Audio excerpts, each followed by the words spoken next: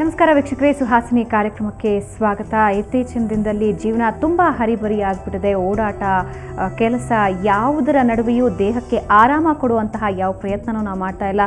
ತುಂಬ ಜನ ವ್ಯಾಯಾಮ ಕೂಡ ಮಾಡೋದಿಲ್ಲ. ಅದಕ್ಕೆ ಏಜ್ಗೆ ಮುಂಚೆ ಅವರೆಲ್ಲ ವಯಸ್ಸಾದವರಂತೆ ಆಗ್ತಾರೆ. ಅಲ್ಲದೆ ಇತ್ತೀಚಿನ ದಿನದಲ್ಲಿ ಮುಖ್ಯವಾಗಿ ಕಾಡುವಂತಹ ಸಮಸ್ಯೆ ಅಂದರೆ ಬ್ಯಾಕ್ ಪೇನ್. ಸಾಕಷ್ಟು ಜನ ಕೂತು ಕೆಲಸ ಮಾಡೋದ್ರಿಂದ ಅತಿ ಹೆಚ್ಚಾಗಿ ಈ ಬ್ಯಾಕ್ ಪೇನ್ ಅನ್ನು ಅನುಭವಿಸ್ತಾರೆ. ಹಾಗಾದರೆ ಯಾವೆಲ್ಲ ಕಾರಣಕ್ಕೆ ಬ್ಯಾಕ್ ಪೇನ್ ಬರುತ್ತೆ, ಏನೆಲ್ಲ ಪರಿಹಾರ ಇದೆ, ಈ ಎಲ್ಲ ವಿಷಯದ ಬಗ್ಗೆ ಇವತ್ತಿನ ಸುಹಾಸಿನಿ ಬೆಳಕು ಚೆಲ್ಲುತ್ತೆ. Once again welcome to the show. ನಾನು ಭಾವನಾ.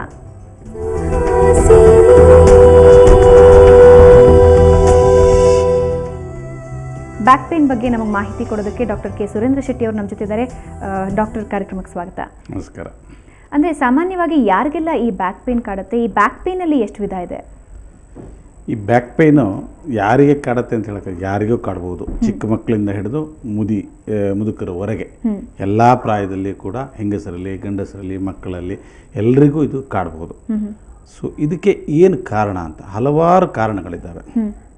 ಸೊ ಈ ಒಂದು ಕಾರಣ ಅಂತ ಹೇಳಿದರೆ ಒಂದು ಇನ್ಫೆಕ್ಷನ್ ಆಗಿರ್ಬೋದು, ಒಂದು ಸೆಪ್ಟಿಕ್ ಆಗಿಬಿಟ್ಟು ಒಂದು ಬೆನ್ನಲ್ಲಿ ನೋವು ಬರುವಂಥದ್ದು, ಮೂಳೆಯ ಸಂಬಂಧಪಟ್ಟ ಮೂಳೆ ವೀಕ್ ಆಗಿಬಿಟ್ಟು ಆಸ್ಟಿಯೋಪೊರೋಸಿಸ್ ಅಂತೇವೆ, ಅದರ ಕಾರಣದಿಂದ ಬೆನ್ನಿನ ನೋವು ಬರುವಂಥದ್ದು. ಆಮೇಲೆ ಮೂಳೆಗೆ ಕೆಲವೊಮ್ಮೆ ಈ TB ಕ್ಷಯ ರೋಗದಂತಹ ಕಾಯಿಲೆಗಳು ಕೂಡ ಬೆನ್ನಿನ ಮೂಳೆಗೆ ಬರುವಂಥದ್ದಿದೆ, ಆ ಕಾರಣದಿಂದ ನೋವು ಬರುವಂಥದ್ದು. ಆಮೇಲೆ ಕೆಲವೊಂದು ವಾತ ಸಂಬಂಧಿ ಈ ಬೆನ್ನಿನಲ್ಲಿರುವಂಥ ಜಾಯಿಂಟ್ಸ್ ಏನಿದ್ದಾವೆ, ಸಂಧಿಗಳೇನಿದ್ದಾವೆ, ಅವುಗಳಲ್ಲಿ ಸಂಧಿವಾತ ಆಗಿಬಿಟ್ಟು ಅದರಿಂದ ನೋವು ಬರ್ತದೆ.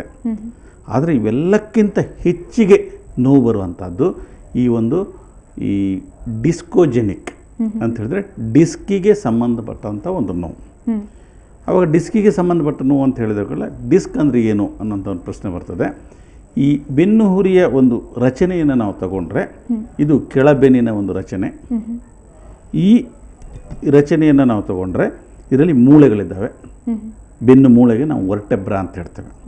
ಈ ವರ್ಟೆಬ್ರಾ ಮತ್ತು ವರ್ಟೆಬ್ರಾ ಇವುಗಳ ಮಧ್ಯದಲ್ಲಿ ಒಂದು ಮೃದುವಾದಂಥ ಒಂದು ಅಂಗಾಂಶ ಇದೆ, ಅದಕ್ಕೆ ನಾವು ಡಿಸ್ಕ್ ಅಂತ ಹೇಳ್ತೇವೆ. ಇದಕ್ಕೆ ಡಿಸ್ಕ್ ಅಂತ ಹೇಳೋದು. ಸೊ ಒಂದು ಮೂಳೆ ಒಂದು ಡಿಸ್ಕ್, ಒಂದು ಮೂಳೆ ಒಂದು ಡಿಸ್ಕ್, ಈ ರೀತಿ ನಮ್ಮ ಬೆನ್ನು ಹುರಿಯ ರಚನೆ ಆಗಿರ್ತದೆ. ಸಾಧಾರಣವಾಗಿ ಈ ಮೂಳೆಯ ಸಂಬಂಧಪಟ್ಟಾಗಿ ನೋವು ಬರುವಂಥದ್ದು ಸ್ವಲ್ಪ ಕಡಿಮೆ. ಆದರೆ ಡಿಸ್ಕ್ ಅನ್ನುವಂಥದ್ದು ಮೆತ್ತಗಿರುವಂಥ ಒಂದು ಅಂಗಾಂಶ ಆದ್ದರಿಂದ ಅದರಲ್ಲಿ ಈ ವಯಸ್ಸಾದಾಗ ಏಜಿಂಗ್ ಚೇಂಜಸ್ ಆಗ್ತದೆ. ಏಜಿಂಗ್ ಚೇಂಜಸ್ ಆಗ್ತಾ ಇದ್ದ ಹಾಗೆ ಅದು ಸ್ವಲ್ಪ ಕ್ಷೀಣಗೊಳ್ತದೆ, ಅದರ ಶಕ್ತಿ ಕ್ಷೀಣಗೊಳ್ತದೆ. ಅದರಿಂದಾಗಿ ಈ ದೇಹದ ಭಾರವನ್ನು ಹೊತ್ಕೊಳ್ಳುವಂಥ ಒಂದು ಶಕ್ತಿ ಏನಿದೆ ಅದು ಕುಂಠಿತ ಆಗ್ತದೆ. ನಾವು ಇಂತಹ ಈ ಕ್ಷೀಣವಾಗುವಂತಹ ಬಲಕ್ಷೀಣ ಆಗುವಂಥ ಒಂದು ಪ್ರಕ್ರಿಯೆಗೆ ಡಿಜೆನರೇಷನ್ ಅಂತ ಹೇಳ್ತೇವೆ, ಅಥವಾ ಒಂದು ನರೆಯುವಿಕೆ ಅಂದರೆ ಏಜಿಂಗ್ ಆದಾಗ ಹೇಗೆ ಕೂದಲು ಕಪ್ಪಗಿರುವಂಥ ಕೂದಲು ಬೆಳ್ಳಗಾಗ್ತದೋ ಅದೇ ರೀತಿ ಡಿಸ್ಕ್ನಲ್ಲಿ ಇರುವಂಥ ಒಂದು ಚೇಂಜಸ್ ಆಗ್ತದೆ. ಅದು ಡಿಸ್ಕ್ ತನ್ನ ನೀರಿನ ಅಂಶವನ್ನು ಕಳ್ಕೊಳ್ತದೆ. ನೀರಿನ ಅಂಶ ಕಳ್ಕೊಂಡು ಕೂಡಲೇ ಅದರ ಶಕ್ತಿ ಕಡಿಮೆ ಆಗ್ತದೆ. ಶಕ್ತಿ ಕಡಿಮೆ ಆದಾಗ ಏನಾಗ್ತದೆ, ವ್ಯಕ್ತಿ ಕೂತ್ಕೊಳ್ಳುವಾಗ ಅಥವಾ ನಿಂತ್ಕೊಳ್ಳುವಾಗ ದೇಹದ ಭಾರ ಇದರ ಮೇಲೆ ಬಿದ್ದಾಗ ಅದು ಡಿಸ್ಕ್ ಕುಸಿತದೆ. ಡಿಸ್ಕ್ ಕುಸಿದಾಗ ಏನಾಗ್ತದೆ, ಹೊರಗಡೆಯಿಂದ ಸ್ಟ್ರೆಚ್ ಆಗ್ತದೆ. ಈ ವರ್ಟಿಕಲ್ ಡೈಮೆನ್ಷನ್ ಕಡಿಮೆ ಆದಾಗ ಹೊರಿಜಾಂಟಲ್ ಡೈಮೆನ್ಷನ್ ಜಾಸ್ತಿ ಆಗ್ತದೆ. ಈ ಸ್ಟ್ರೆಚ್ಚಿಂಗ್ ಆಗುವಾಗ ಈ ಡಿಸ್ಕಿನ ಹೊರಭಾಗದ ಕವಚ ಏನಿದೆ ಅದಕ್ಕೆ ನರ್ವ್ ಸಪ್ಲೈ ಇರ್ತದೆ, ನರ ಅಂಗಾಂಶ ಅಲ್ಲಿರ್ತವೆ. ಸೊ ಅವುಗಳು ಸ್ಟ್ರೆಚ್ ಆದಾಗ ಏನಾಗ್ತದೆ, ನೋವು ಕಾಣಿಸ್ಕೊಳ್ತದೆ. ಅದನ್ನು ನಾವು ಬ್ಯಾಕ್ ಪೇಯ್ನ್ ರೂಪದಲ್ಲಿ ಕಾಣ್ತೇವೆ. ಹಾಗಾಗಿ ಹೆಚ್ಚಾಗಿ ಬ್ಯಾಕ್ ಪೇಯ್ನ್ ಇರುವವರು ಸ್ವಲ್ಪ ಹೊತ್ತು ಕೂತ್ಕೊಂಡ್ರೆ ನೋವು ಬರೋಲ್ಲ, ಒಂದು 1 ಮಿನಿಟ್ ಕೂತ್ಕೊಂಡ್ರೆ ನೋವು ಬರೋಲ್ಲ. ಒಂದು ಸ್ವಲ್ಪ ಜಾಸ್ತಿ ಹೊತ್ತಾದ ಕೂಡಲೇ ಏನಾಗ್ತದೆ, ಈ ಡಿಸ್ಕ್ ಕುಸಿತ ಹೋಗ್ತದೆ. ಇದು ಕುಸಿತ ಇದ್ದ ಹಾಗೆ ಈ ಸ್ಟ್ರೆಚಿಂಗ್ ಜಾಸ್ತಿ ಆಗ್ತಾ ಹೋಗ್ತದೆ. ಸೊ ಒಂದು ಹಂತಕ್ಕೆ ಮುಟ್ಟಿದ ಕೂಡಲೇ ಅವರಿಗೆ ಪೇಯ್ನ್ ಶುರು ಆಗ್ತದೆ. ಇದಕ್ಕೆ ನಾವು ಡಿಸ್ಕೋಜೆನಿಕ್ ಪೇಯ್ನ್, ಡಿಜೆನರೇಷನ್, ಲಂಬಾರ್ ಡಿಜೆನರೇಷನ್ ಅಥವಾ ಕುತ್ತಿಗೆ ಭಾಗದಲ್ಲಿ ಆದರೆ ಸರ್ವೈಕಲ್ ಡಿಸ್ಕ್ ಡಿಜೆನರೇಷನ್ ಅಂತ ನಾವು ಇದಕ್ಕೆ ಹೇಳ್ತೇವೆ. ಸೊ ಇದು ಹೆಚ್ಚಾಗಿ ಈ ಒಂದು ಕಾರಣದಿಂದ ನೋವು ಬರ್ತದೆ.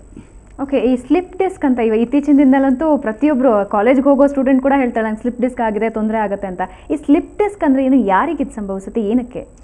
ಈ ಸ್ಲಿಪ್ ಡಿಸ್ಕ್ ಅಂತ ಹೇಳಿದರೆ ನಾನು ಈಗಾಗಲೇ ಹೇಳಿದೆ, ಡಿಜೆನರೇಟೆಡ್ ಡಿಸ್ಕ್ ಡಿಸೀಸ್ ಆಗ್ತದೆ ಅಂತ ಹೇಳಿದರೆ ಈ ಡಿಸ್ಕು ಡಿಜೆನರೇಟ್ ಆಗ್ತದೆ, ನರೆಯುವಿಕೆ ಆಗ್ತದೆ, ವೀಕ್ ಆಗ್ತದೆ. ಈ ಡಿಜೆನರೇಟೆಡ್ ಆದಂತಹ ಒಂದು ಡಿಸ್ಕು ಹರಿದು ಹೋದಾಗ ಕೆಲವೊಮ್ಮೆ ಹರಿದು ಹೋಗ್ತದೆ. ಏನಾದರೂ ಸಡನ್ನಾಗಿ ನಾವು ಭಾರ ಎತ್ತಿದರೆ, ಸಡನ್ನಾಗಿ ಬಗ್ಗಿದರೆ, ಅಥವಾ ಎತ್ತರ ಒಂದು ಮಿಸ್ಡ್ ಸ್ಟೆಪ್ ಅಂತ ಹೇಳ್ತಾರೆ. ಅಂತ ಹೇಳಿದ್ರೆ ಒಂದು ಸ್ಟೆಪ್ಪನ್ನು ನಾವು ಮಿಸ್ ಮಾಡಿ ಏನಾದರೂ ಹೆಜ್ಜೆ ಕಾಲು ಹಾಕಿದರೆ ಅಥವಾ ಹೊಂಡಗಂಡಿಗಳಲ್ಲಿ ಕಾಲು ಹಾಕಿದರೆ, ಅಂಥ ಸಂದರ್ಭದಲ್ಲಿ ಈ ಡಿಜೆನರೇಟೆಡ್ ಡಿಸ್ಕ್ ಸ್ವಲ್ಪ ಹರಿದು ಹೋಗುವಂಥ ಚಾನ್ಸಸ್ ಇದೆ. ಹರಿದು ಹೋದಾಗ ಏನಾಗ್ತದೆ, ಇದ್ರ ಒಳಗಡೆ ಇರುವಂಥ ಡಿಸ್ಕಿನ ಒಳಗಡೆ ಇರುವಂಥ ಅಂಗಾಂಶ ಏನಿದೆ, ನ್ಯೂಕ್ಲಿಯಸ್ ಪಲ್ಪೋಸಸ್ ಅಂತ ಹೇಳಿದ್ರೆ ಮೆತ್ತಗಿನ ಅಂಗಾಂಶ, ಆ ಅಂಗಾಂಶ ಹೊರಗಡೆ ಬಂದುಬಿಟ್ಟು ಒಂದು ಪ್ರೊಟ್ರೂಷನ್, ಒಂದು ಹರ್ನಿಯಾ ಇದ್ದ ಹಾಗೆ ಹೊರಗಡೆ ಬಂದ್ಬಿಡ್ತದೆ. ಹೊರಗಡೆ ಬಂದಾಗ ಏನಾಗ್ತದೆ, ಉದಾಹರಣೆಗೆ ಇಲ್ಲಿ ನಾವು ಈ ಒಂದು ಇದನ್ನು ಸಾಂಕೇತಿಕವಾಗಿ ಇಲ್ಲಿ ತೋರಿಸಿದ್ವಿ. ಈ ಡಿಸ್ಕ್ ಹರಿದು ಹೋಗಿಬಿಟ್ಟು ಡಿಸ್ಕ್ ಹೊರಗಡೆ ಬಂದಿದೆ. ಇದಕ್ಕೆ ಡಿಸ್ಕ್ ಪ್ರೊಲ್ಯಾಪ್ಸ್ ಅಂತ ಹೇಳ್ತೇವೆ. ಈ ಪ್ರೊಲ್ಯಾಪ್ಸ್ ಡಿಸ್ಕ್ ಅಂತ ಹೇಳಿದ್ರೆ ಸ್ಥಾನ ಪಲ್ಲಟಗೊಂಡಂಥ ಒಂದು ಡಿಸ್ಕ್. ಇದು ಹೊರಗಡೆ ಬಂದಾಗ ಏನಾಗ್ತದೆ, ಇದು ನರ್ವ್ಸ್ ಮೇಲೆ ಒತ್ತಡ ಬೀಳ್ತದೆ. ಪ್ರತಿಯೊಂದು ಡಿಸ್ಕ್ನ ಲೆವೆಲಲ್ಲೂ ಕೂಡ ಬಲಭಾಗದಲ್ಲಿ ಒಂದು, ಎಡಭಾಗದಲ್ಲಿ ಒಂದು ನರಗಳು ಹೊರಗೆ ಬರ್ತವೆ. ಆ ನರಗಳ ಮೇಲೆ ಇದರ ಒತ್ತಡ ಬರ್ತದೆ. ಆ ಒತ್ತಡ ಬಂದಾಗ ಆ ನರ ಯಾವ ಜಾಗಕ್ಕೆ ಸಪ್ಲೈ ಮಾಡ್ತದೋ ಆ ಜಾಗದಲ್ಲಿ ನೋವು ಕಾಣಿಸ್ಕೊಳ್ತದೆ. ಉದಾಹರಣೆಗೆ ಕೆಳಬೆನ್ನಿನ ಭಾಗದಲ್ಲಿ ಈ ತರಹ ಪ್ರಾಬ್ಲಮ್ ಆದರೆ ಅದರಲ್ಲಿ ಬೇರೆ ಬೇರೆ ನರಗಳು ಬೇರೆ ಬೇರೆ ಕಡೆ ಹೋಗ್ತವೆ. ಕೆಲವು ಪೃಷ್ಠದ ಭಾಗಕ್ಕೆ, ಕೆಲವು ಕಾಲಿನ ಹಿಂಭಾಗಕ್ಕೆ, ಕೆಲವು ಈ ಕೆಳ ಮಾಂಸಖಂಡದ ಭಾಗಕ್ಕೆ, ಮೀನಖಂಡದ ಭಾಗಕ್ಕೆ, ಇನ್ನು ಕೆಲವು ಪಾದದ ಮೇಲ್ಭಾಗಕ್ಕೆ ಅಥವಾ ಪಾದದ ಅಡಿಭಾಗಕ್ಕೆ. ಸೊ ಯಾವ ನರದ ಮೇಲೆ ಪ್ರೆಷರ್ ಬೀಳ್ತದೋ ಆ ನರ ಎಲ್ಲೆಲ್ಲ ಹೋಗ್ತದೋ ಅಲ್ಲಿ ನೋವು ಬರ್ತದೆ. ಸೊ ಹಾಗಾಗಿ ಸೊಂಟನು ಈ ಡಿಸ್ಕ್ ಪ್ರೊಲ್ಯಾಪ್ಸ್ ಇದ್ದವರಿಗೆ ಮೊದಲಿಗೆ ಬೆನ್ನು ಶುರು ಆಗ್ತದೆ. ಏನೋ ಭಾರಗಿರಿ ಎತ್ತಲಿಕ್ಕೆ ಹೋದಾಗ ಸಡನ್ನಾಗಿ ಬೆನ್ನು ಕ್ಯಾಚ್ ಆದಂಗೆ ಆಗ್ತದೆ. ಆದರೆ ಒಂದೆರಡು ದಿವಸದಲ್ಲಿ ಅಥವಾ ಒಂದೆರಡು ತಿಂಗಳಲ್ಲಿ ನಿಧಾನವಾಗಿ ಪೃಷ್ಠದ ಭಾಗದಲ್ಲಿ ನೋವು, ತೊಡೆ ಹಿಂಭಾಗದಲ್ಲಿ ನೋವು, ಅಥವಾ ಮೀನಖಂಡದ ಭಾಗದಲ್ಲಿ ನೋವು, ಅಥವಾ ಪಾದದ ಮೇಲ್ಗಡೆ ಅಥವಾ ಕೆಳಭಾಗದಲ್ಲಿ ಉರಿ ಬರುವಂಥದ್ದು, ನೋವು ಬರುವಂಥದ್ದು, ಅಥವಾ ಕೆಲವು ಮಾಂಸಖಂಡಗಳು ಕ್ಷೀಣ ಆಗುವಂಥದ್ದು, ಇಂಥದ್ದನ್ನು ನಾವು ನೋಡ್ತೇವೆ. ಇದು ಡಿಸ್ಕ್ ಪ್ರೊಲ್ಯಾಪ್ಸ್ ಅಂತ ಹೇಳ್ತೇವೆ. ಈಗ ನಾನು ಹೇಳಿರೋದು ಲಂಬಾರ್ ಡಿಸ್ಕ್ ಪ್ರೊಲ್ಯಾಪ್ಸ್ ಬಗ್ಗೆ. ಅದೇ ರೀತಿ ಸರ್ವೈಕಲ್ ಡಿಸ್ಕ್ ಪ್ರೊಲ್ಯಾಪ್ಸ್, ಕುತ್ತಿಗೆ ಭಾಗದಲ್ಲಿ ಡಿಸ್ಕ್ ಹರಿದು ಹೋದರೆ ಅದು ಕೈಯ ಭಾಗಕ್ಕೆ ಬರುವಂಥ ನರಗಳೇನಿದ್ದಾವೆ ಆ ನರಗಳ ಮೇಲೆ ಒತ್ತಡ ಬೀಳ್ತದೆ.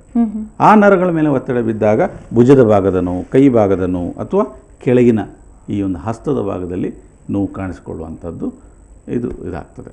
ಸೊ ಇದಕ್ಕೆ ಡಿಸ್ಕ್ ಪ್ರೊಲ್ಯಾಪ್ಸ್ ಅಂತ ಹೇಳ್ತೇವೆ. ಆದರೆ ಇಲ್ಲಿ ಏನೋ ಕೆಲವು ವೈದ್ಯರು ಹೆಚ್ಚಿನ ಎಲ್ಲದನ್ನು ಡಿಸ್ಕ್ ಪ್ರೊಲ್ಯಾಪ್ಸ್ ಅಂತ ಹೇಳ್ಕೊಂಡು ಹೋಗ್ತಾರೆ. ಆದರೆ ಹೆಚ್ಚಿನ ಸಮಸ್ಯೆಗಳು ಡಿಸ್ಕ್ ಪ್ರೊಲ್ಯಾಪ್ಸ್ಗಿಂತ ಡಿಜೆನರೇಟೆಡ್ ಡಿಸ್ಕಿಂದ ಶುರುವಾಗ್ತದೆ. ಉದಾಹರಣೆಗೆ ಒಬ್ಬ ವ್ಯಕ್ತಿಗೆ ಬರಿಯ ಬೆನ್ನು ನೋವು ಇದ್ದರೆ, ಬರಿಯ ಕೆಳಬೆನ್ನಿನ ನೋವು ಅಥವಾ ಬರೀ ಕುತ್ತಿಗೆ ನೋವು ಇದ್ದರೆ, ಅಂಥ ಸಂದರ್ಭದಲ್ಲಿ ನಾವು ಡಿಸ್ಕ್ ಪ್ರೊಲ್ಯಾಪ್ಸ್ ಬಗ್ಗೆ ಆಲೋಚನೆ ಮಾಡೋದಿಲ್ಲ. ಅಂಥ ಸಂದರ್ಭದಲ್ಲಿ degenerated disc itself produces this pain. Disc prolapse ಕಾಲಿನ ನೋವು ಅಥವಾ ಕೈ ನೋವು, ಈ ರೇಡಿಯೇಟಿಂಗ್ ಪೇಯ್ನ್ ಏನು ಹೇಳ್ತದೆ, ನಮ್ಮ ಭಾಷೆಯಲ್ಲಿ ಓಡು ಕಸ ಅಂತ ಹೇಳ್ತಾರೆ. ಅಂದರೆ ಕಸ ಅಂತ ಹೇಳಿದರೆ ನೋವು. ಸೊ ಓಡು ಕಸ, ರನ್ನಿಂಗ್ ಪೇಯ್ನ್, ಈ ನೋವು ಒಂಥರ ಓಡಾಡ್ದಂಗೆ ಅನಿಸ್ತದೆ. ಒಂದು ದಿವಸ ಈಚೆ ಕಡೆ ಕಾಣ್ತದೆ, ಒಂದು ಸಲ ಆಚೆ ಕಡೆ ಕಾಣ್ತದೆ, ಒಂದು ದಿವಸ ತೊಡೆ ಭಾಗದಲ್ಲಿ, ಒಂದು ದಿವಸ ಕಾಲಿನ ಭಾಗದಲ್ಲಿ, ಹೀಗೆ ಓಡು ಕಸ ಅಂತ ನಮ್ಮಲ್ಲಿ ಹೇಳ್ತಾರೆ. ಇದಕ್ಕೆ ಈ ರನ್ನಿಂಗ್ ಪೇಯ್ನ್ ಏನಿದೆ ಅಥವಾ ಸಯಾಟಿಕಾ ಅಂತ ಹೇಳ್ತಾರೆ. ಸೊ ಈ ಒಂದು ಪೇಯ್ನನ್ನು ನಾವು ಹೆಚ್ಚಾಗಿ ಕಾಣ್ಬೋದು ಈ ಒಂದು ಡಿಸ್ಕ್ ಪ್ರೊಲ್ಯಾಪ್ಸಿಂಗ್. ಓಕೆ, ಕೆಲವರಿಗೆ ಈ ಬೆನ್ನು ಸಂಬಂಧಪಟ್ಟಂಗೆ ಕತ್ತು ನೋವು ತುಂಬ ಇರುತ್ತೆ. ಅಂದರೆ ಒಂದೇ ಭಾಗದಿಂದ ಅದೊಂದು ರೀತಿ ಸ್ಪ್ರೆಡ್ ಆಗೋ ಹಾಗೆ ಅವ್ರಿಗೆ ಮನಸ್ಸಿಗೆ ಅನಿಸುತ್ತೆ. ಇದೇನು ಕಾರಣ, ಏನು ರೀಸನ್ನು? ಈ ಕತ್ತಿನ ನೋವು, ಅದೇ ನಾನು ಹೇಳಿದ್ನಲ್ಲ, ಈ ಡಿಸ್ಕ್ ಡಿಜೆನರೇಷನ್ ಕತ್ತಿನ ಭಾಗದಲ್ಲಿ ಆದರೆ ಸರ್ವೈಕಲ್ ಡಿಸ್ಕ್, ಇಲ್ಲಿ ನಾವು ತೋರಿಸುತ್ತಾ ಇರುವಂಥದ್ದು ಇದು ಲಂಬಾರ್ ಡಿಸ್ಕ್, ಈ ಲಂಬಾರ್ ಸ್ಪೈನ್ ಇದು.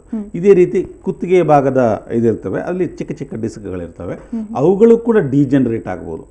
ಡಿಜೆನರೇಟ್ ಆದಾಗ ಏನಾಗ್ತದೆ, ವ್ಯಕ್ತಿ ಜಾಸ್ತಿ ಹೊತ್ತು ಕೂತ್ಕೊಂಡಾಗ, ಉದಾಹರಣೆಗೆ ಒಂದು ಟಿ ವಿ ನೋಡಬೇಕು ಅಥವಾ ಕಂಪ್ಯೂಟರ್ ಎದುರುಗಡೆ ಕೂತ್ಕೊಂಡು ಕೆಲಸ ಮಾಡಬೇಕು, ಅಂಥ ಸಂದರ್ಭದಲ್ಲಿ ಏನಾಗ್ತದೆ, ಜಾಸ್ತಿ ಹೊತ್ತು ಕೂತ್ಕೊಂಡಾಗ ಈ ನಮ್ಮ ತಲೆಯ ಭಾರ ಇದೆಯಲ್ಲ ಅದು ಆ ಕೂತ್ಕೊಂಡ ಡಿಸ್ಕಿನ ಮೇಲೆ ಬೀಳ್ತದೆ. ಅದರ ಪರಿಣಾಮವಾಗಿ ಅದು ಪೇಯ್ನ್ ಆಗಲಿಕ್ಕೆ ಶುರುವಾಗ್ತದೆ. ಯಾಕಂದರೆ ಡಿಸ್ಕ್ ಆಲ್ರೆಡಿ ವೀಕ್ ಇದೆ, ಡಿಜೆನರೇಟೆಡ್ ಇದೆ, ಅದು ಕುಸಿತದೆ, ಆವಾಗ ಕುತ್ತಿಗೆ ನೋವು ಶುರುವಾಗ್ತದೆ.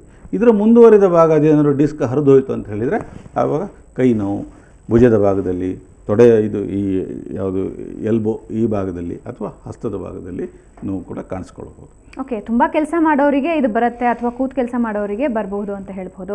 ಆದರೆ ಇತ್ತೀಚಿನ ದಿನದಲ್ಲಿ ಹದಿಹರಿಯದ ವಯಸ್ಸಿನಲ್ಲೂ ಕಾಣಿಸ್ಕೊಳ್ತಾ ಇದೆ. ಇದ್ರ ಬಗ್ಗೆ ನಿಮ್ಮ ಜೊತೆ ಮಾತಾಡ್ತೀನಿ. ಸೊ ವೀಕ್ಷಕರೇ, ಈಗ ಬ್ಯಾಕ್ ಪೇಯ್ನ್ ಅನ್ನೋದು ಕೇವಲ ಏಜ್ ಆದವರಿಗೆ ಅಥವಾ ತುಂಬ ಕೆಲಸ ಮಾಡೋರಿಗೆ ಅಲ್ಲ, ಕಾಲೇಜಿಗೆ ಹೋಗೋ ಮಕ್ಕಳಿಗೂ ಸಹ ಸಾಕಷ್ಟು ಬ್ಯಾಕ್ ಪೇಯ್ನ್ ಬರ್ತಾ ಇದೆ. ಇದಕ್ಕೆ